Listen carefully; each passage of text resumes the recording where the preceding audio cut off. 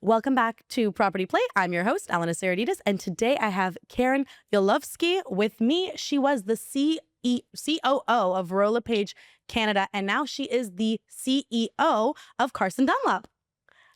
Thank you for coming on the Thanks for show. having me, Elena. So nice to be here. Can you tell us a little bit about what is Carson Dunlop? Absolutely. So Carson Dunlop, known mostly in the real estate industry as Canada's home inspection company. So we conduct both residential and commercial inspections of property. Typically, you'd see those around the time when someone is buying or selling a home. In addition to that, we also do provide education in the space. So we are the prominent educator in the home inspection space in Canada. And we also have a pretty robust network of franchises, both here and out of the US. Amazing. Okay, tell us a little bit. When does someone kind of engage with a home inspector? Does your real estate agent usually recommend you, or do people come to you direct? Typically, we find that people come through a realtor, and that's usually at two distinct stages. So either when someone is listing their home and their realtor has recommended as part of getting ready to go to market that they get an inspection on the house so that there's no surprises as they move through that listing and selling process. The other time is when someone is buying a home. So they've perhaps made an offer on a property and they want to ensure that it checks out before they firm up that offer. So I'm going to go back to the audience for a second. And the reason why it's beneficial to get a home inspection before you go to market is you now know if there's any problems. And if the buyer then comes back and says there are problems, you can say you knew about it. You already either fixed it or adjusted your price expectations based on it. So there's no further negotiation. That's it. So it's a very strong tool to use when you are on the listing side, as well as it's a lot of buyer education on where are your shutoff valves, how do you check certain things. Like, buyers don't know these things, and walking through with a home inspector is a good way of actually figuring out the step-by-step on how your house actually runs. You got it. It's sort of a jam-packed couple hours of crash course in what a home looks like when you peek behind panels and understand what actually makes a home run, which is instrumental for first-time buyers, but pretty much any buyer, really, to really understand your home, especially at the outset of taking ownership. Such a gift and such an important thing in terms of that maintenance. Another huge plus with using Carson Dunlop is when you use them on the list side, if a buyer's coming in to buy the property, they offer a walkthrough with the buyer. That's right. So it's at a reduced cost, but they can walk you through the whole report and show you everything. So if you're buying a house that has been inspected by Carson Dunlop, it's usually like an added value that you can also just have them walk through the report. That's right. We really like to work with consumers and with realtors to make sure that people know what they're getting. And if we've already done some of that, then we can assist with continuing on that journey. So to your point, it makes the process very seamless, a lot easier, no surprises, which everyone likes when it comes to selling or buying a big asset like a house. Is there something that you would say that if an inspector saw this, the house would automatically not be sellable?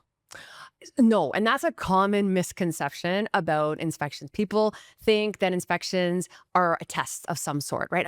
The house has to pass. There's no pass, there's no fail, there's no grade. We don't put grades on our reports.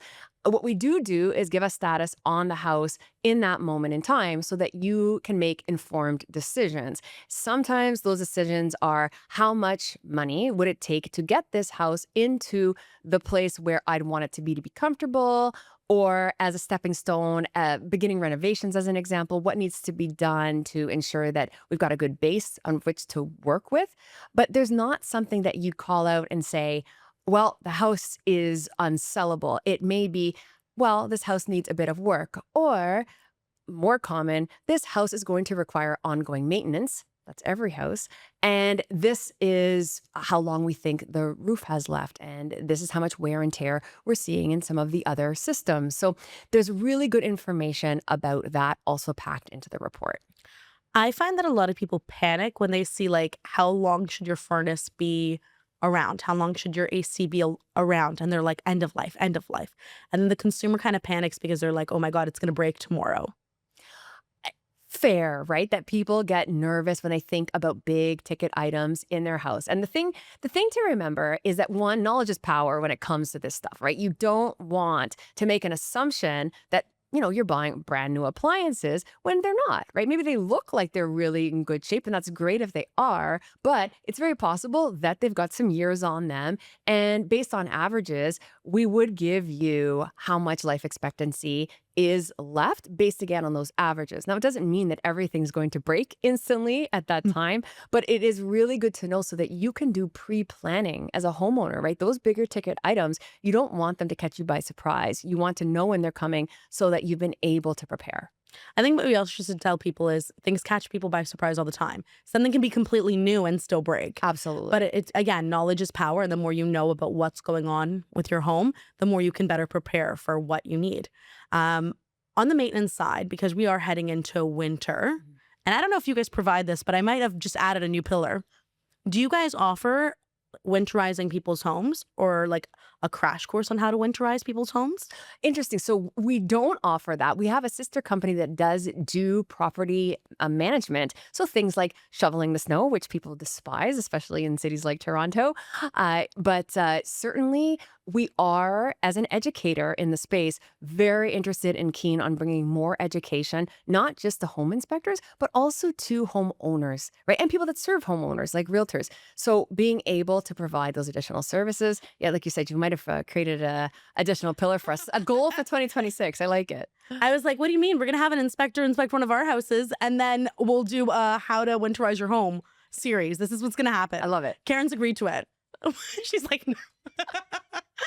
We do have resources for that. We can do it. No, but it'll be a good crash course on like what to actually do after you own your home. How do you winterize it? Because a lot of people don't know. People don't know. And those are costly repairs, right? If you don't turn off the water, as an example, right, on the outside, that's going to cause a problem for you down the road. So simple things, ounce of prevention, pound of cure, that idea, right? It's really good idea to understand and do a little bit of that preventative work. So we can definitely provide the guidance that gets the homeowner feeling confident about what needs to be done.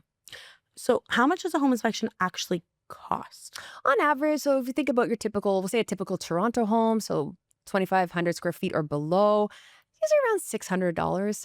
So not the most expensive aspect of the transaction, but incredibly important. Okay, and then with the $600, like you're testing everything that's in the home.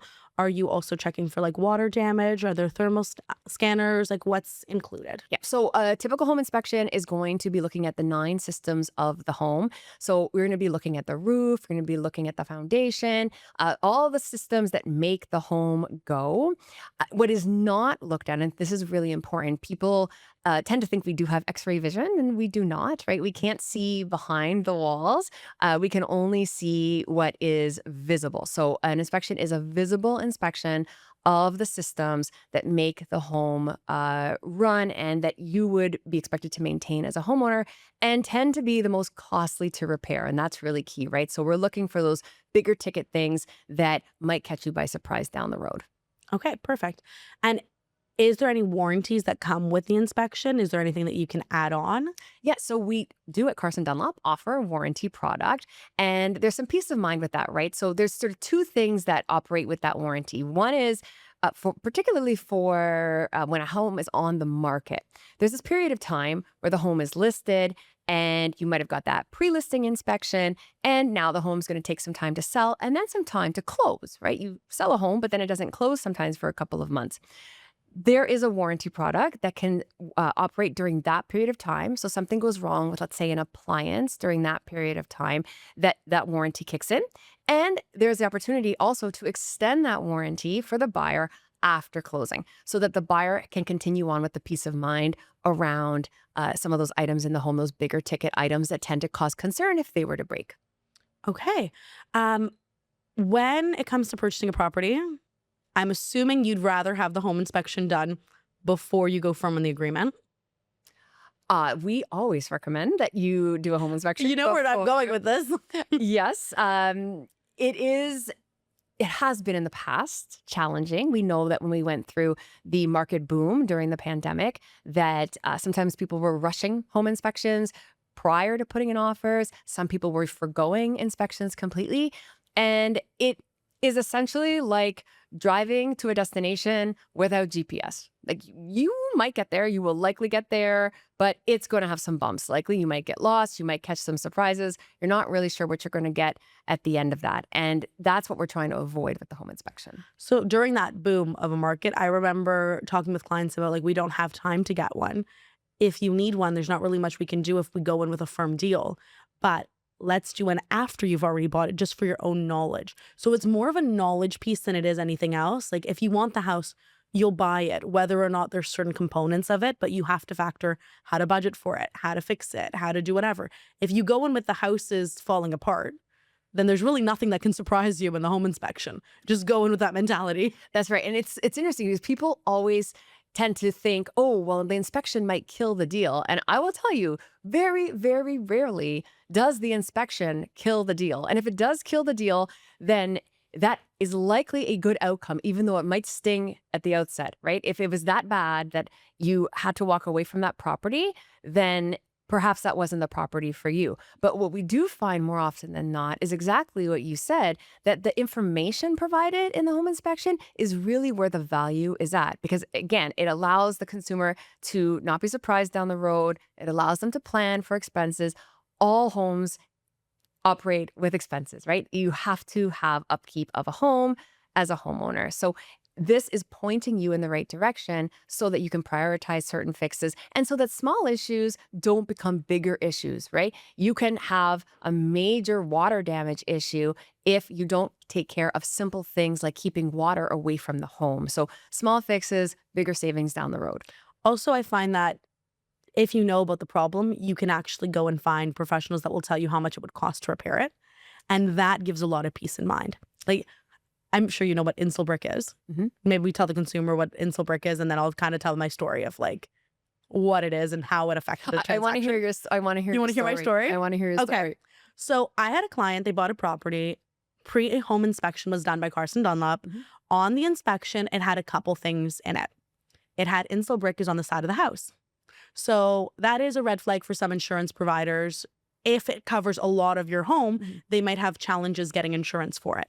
That's something that a buyer does need to know because it will affect us. Sure.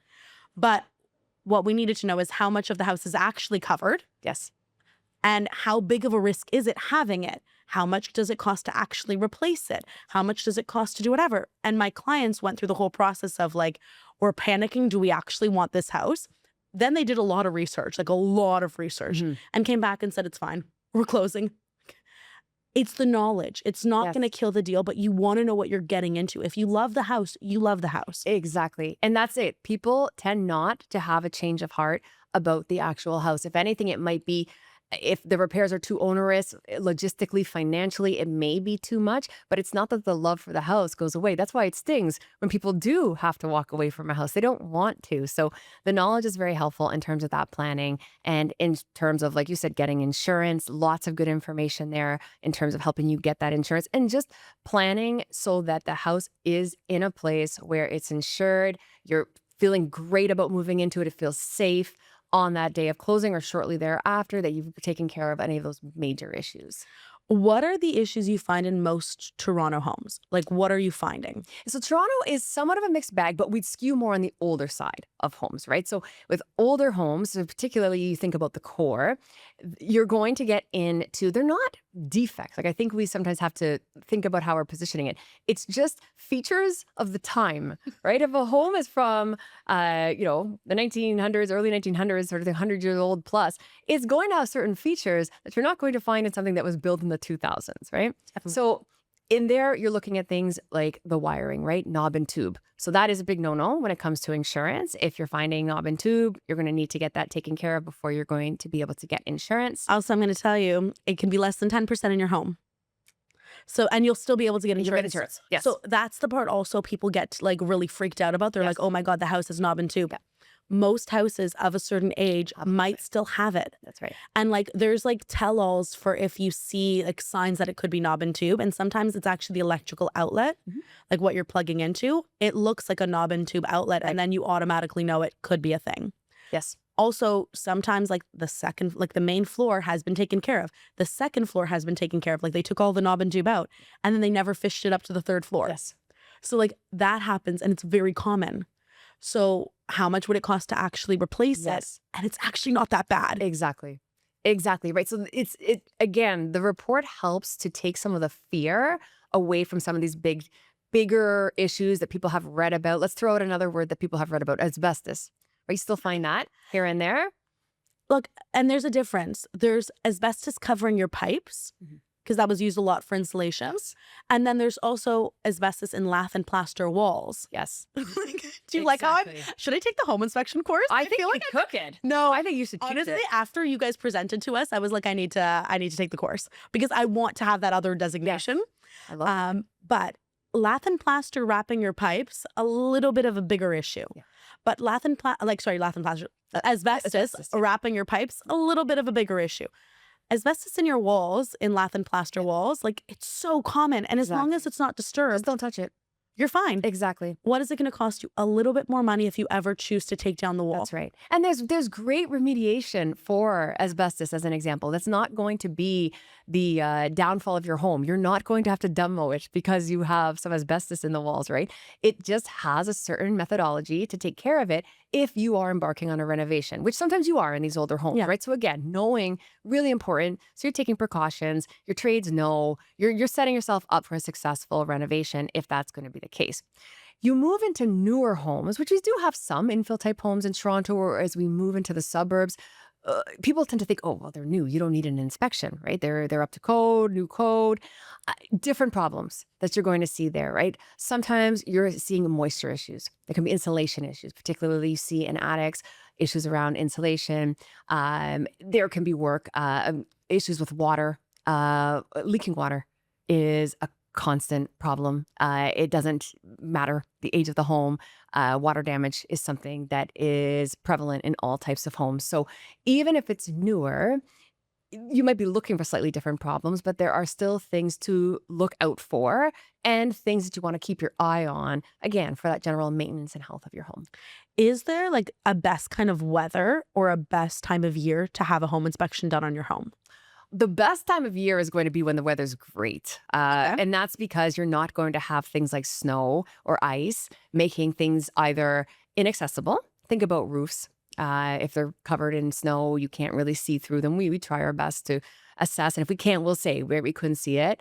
But if it's great weather and the sun is shining and there's nothing blocking access, wonderful, right? Much easier to see things. Doesn't mean that you should only be buying a home in the good weather. People buy homes throughout the year. And of course, we work around it. And there's tools that we have. So for example, if you can't get on a roof because it's unsafe, we have tools that can help see that roof, right? There's drones, there's certain extension type utilities that we can use that help us get a picture of the home. So it's not a lost cause if it's not good weather. I actually like seeing them. And I know this is bad for getting on the roof, but I like seeing it in the rain because we can figure out how much moisture is actually getting in. Like I want extreme weather, not cold. Fair. I don't want snow. I don't want to slip and fall in front. I actually don't like showing in the rain. Yes. But you can see a lot of problems when rain happens. And what do we often see, right? If there's been a big rainfall, that's when you're going to get a call from a consumer that says, there's something going on in this basement, right? The wall is damp or there's some pooling happening now here. And it's because you just had that big rain. So if it's been very dry for quite a few days, it can be harder to see if there is an issue that would come out if there was a big rainstorm, as an example. So Mother Nature does have a bit of a say in how this all works. That's why we call an inspection a moment in time report, because it is looking at the home in that moment in time. And even when you are doing showings, I would say that you should be doing a walk of the perimeter and at least looking at the house. There are some stuff that you can see that you would not necessarily know you were looking for. Like if the brick looks deteriorated, like there is some work to do with brick. If you see that the east trough is still going into the ground instead of coming out towards the street, and how far is it going towards the street? Like you can kind of tell if the house might have had water damage at one point and it's from stuff like that. Definitely. And sometimes there's clues that there could be a problem through things like the upkeep and maintenance, right? So slightly different. But when you talk about the gutters and the downspouts going away from the home, great. If you see that, right, that the homeowner has taken those and they've extended those out and it's going to channel that water away, that's a really good sign. One, they've done the right thing in terms of that water damage or preventing water damage. But two, it shows that they're taking care of the home, right? The general maintenance level of the home can be very telling, right? Are the eaves cleaned out? If the eaves are cleaned out, you're less likely to have that water overtake and overflow and cause a problem. So just the general maintenance of the home is also a big clue. Yeah, and I think because we're talking about the eavesdrops and being cleaned out, that does cause a problem. I'm like pre-telling people. Like I got a call the other day from a client that was like, "Hey, I have a leak," and I go, "Where's it coming from?" And she showed me where it was coming from. She showed me a video, and I'm like, "There's no bathroom above you. There, the roof isn't above you. You're on the second floor." I'm like, "Are your eaves troughs clean?" And she goes, "I don't know." And I was like, "Can you like hop outside and just take a look if you Yes. see leaves over?" Yes. And she goes, "They are like they're not cleaned." And I was like, "Okay, I'm sending you someone to repair the damage, and I'm sending you someone to like pull all the leaves out because that does Simple as that. It- and it's not something that would fail the inspection. Like you're not buying a house because the eaves troughs need to be cleaned, but you're also not hopping on your roof and taking a look at them all the time. So right. that's like a nice. We know we have to get this done when we close on this house. General maintenance of the home matters, especially in areas like that. And so seeing what has been done to date, very telling, and then learning about that, and you do learn about that through the inspection process, really important so that you don't think the water is coming in from maybe a hole in the roof. People always jump to the worst case scenario, right? 100%. Must be a hole somewhere or pipe has burst, but often it's these little secretions of water that are causing this damage. And just because water is so pervasive and it can be very hard to track, it turns into a bigger deal than it really needs to be. Should I get a home inspection done on a condo? Yes. Okay. Yes. Tell me why. And people often say, well, I'm not worried about the roof, right? And okay, that's fair, right? The condominium corporation's worried about the roof, and that's why you pay fees and reserve fund studies are done and all that wonderful stuff. But there's two reasons. One, there are still systems in the condominium unit that should be inspected and could have some issues that you want to understand before you proceed, or if you're going to market, that you could probably easily take care of and make sure your unit had a very clean bill of health before you put it on market. Two, really important, this is probably one of your first ventures potentially into home ownership. If you're thinking of that first time home buyer, condominium buyer, they are not going to know, for example, where to turn the water off if you needed to do that. And the home inspector is going to show the client that. And even if you have owned a home and you're moving into a condo, maybe it's a downsize, it is still worth that reminder to get that information about how this particular home runs. Where is the filter? Do I need to change it? How often do I need to change it? So there is really tangible, good value that comes from that inspection, even if that place gets a perfect, clean bill of health. We're friends, so I'm going to be honest with you. I've only had one inspection ever done on a condo in the history of me doing this. And it's because I thought the condo had an issue. Interesting. Because we do this for a living. We're in a bunch of people's homes all the Yes. time. You can kind of tell when it's been well maintained or it hasn't been maintained. You can kind of tell if you're going to have an issue. But I walked into this property and I smelled moisture. And that's not a very common thing to smell in a condo. Like it smelled like a basement. Yes.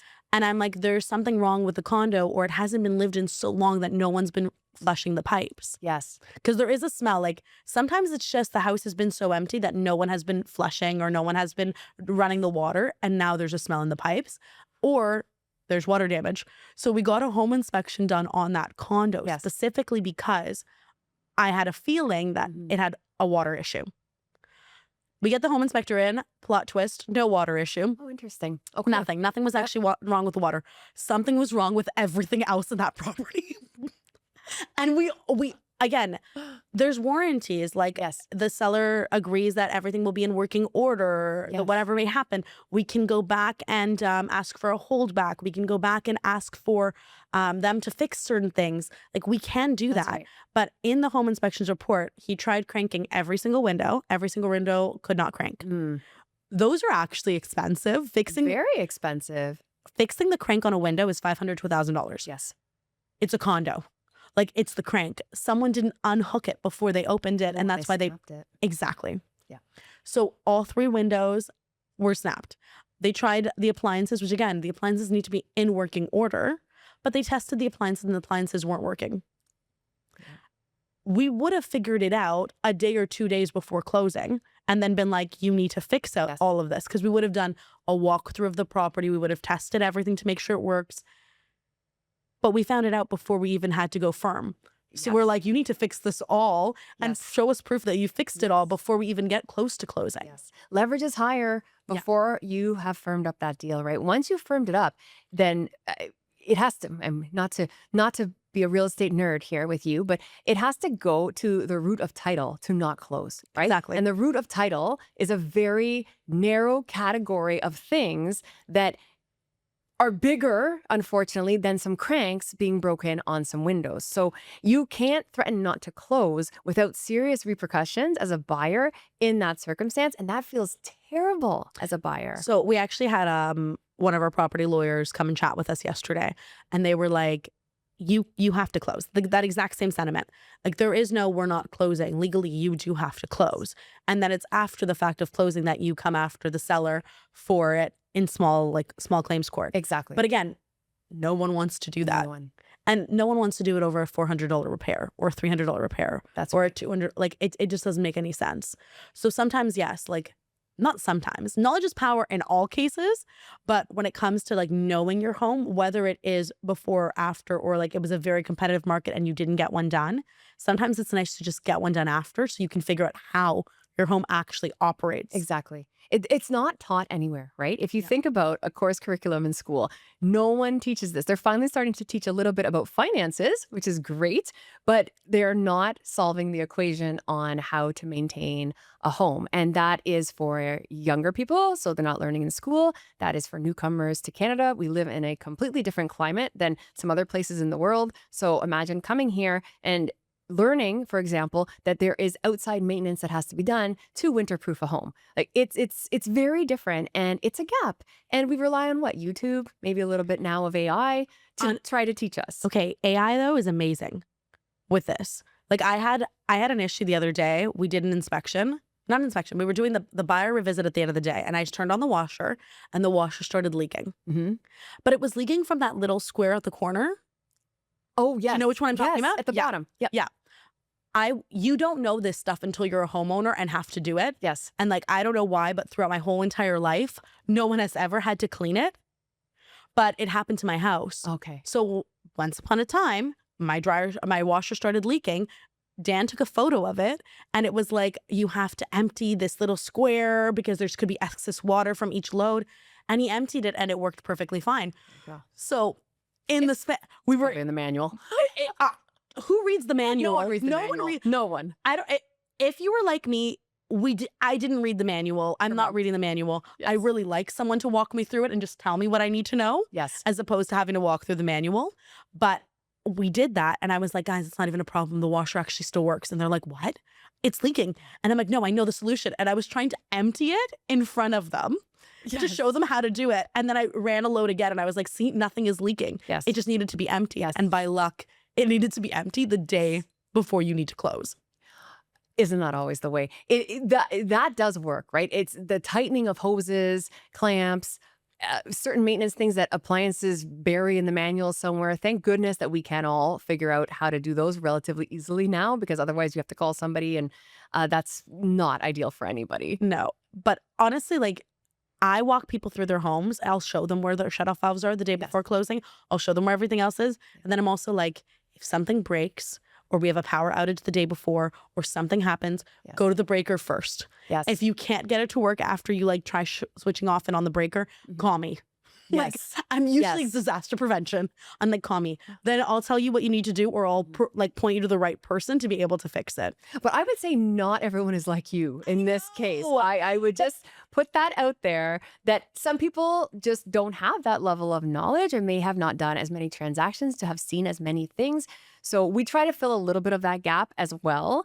But I can assure you that your clients are very grateful that you do that, because it is so worthwhile. People are so nervous, and they're also so overwhelmed at that point in time. Like that day of closing and those few days after, they're exhausted, they've been moving, and invariably something will go wrong. And just having you as that resource I was like, God, disaster prevention. Absolutely. But I'm a nerd when it comes to this. Like, I remember at the start of my career, I was going to other people's home inspections.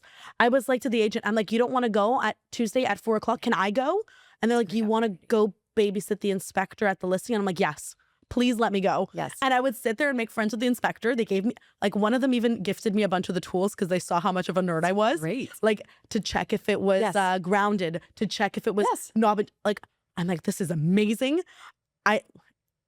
I wanted to know everything I needed to know about the home so I could better assist my clients. That's right. So I went to all of these home inspections, learned a little bit of everything. Like, yes, I could probably have learned it in a book if I did the Carson This is more Dunlop. fun. I think what you did is more fun. But I'm an audio learner. I'm a visual learner. Giving me a book and being like, read it and see what everything is, like, it's not going to do it for me. But if a home inspector walks me through it and is like, this is it, this is it, this is a problem, this isn't a problem. The next house I show with my buyer, I'm like, oh, by the way, this looks like this. I'm not a home inspector, but it looks like this. And if it looks like this, it will probably cost you this. That's right. That's why we see the realtors as our partners in this business. Our reports are always going to be impartial, right? We go in there, it's going to just tell you about the home. We don't know anything about the transaction. We don't ask questions about the transaction. We don't really want to know, right? We care about the home, but we do recognize that we are a bit of a bridge between the realtor and the homes that they're showing over time. This one in particular that's being inspected, but also the other ones, they take the knowledge forward and then to that consumer who hopefully is going to end up in that home. Yeah, definitely. And again, it's all preventative and it's all knowledge. So the more you know, the better you'll be prepared. That's all we have for today. I'm going to bring Karen back next week for part 2. Once again, this was Property Play. Thank you for following along. If you like this content, make sure to like, follow, and subscribe.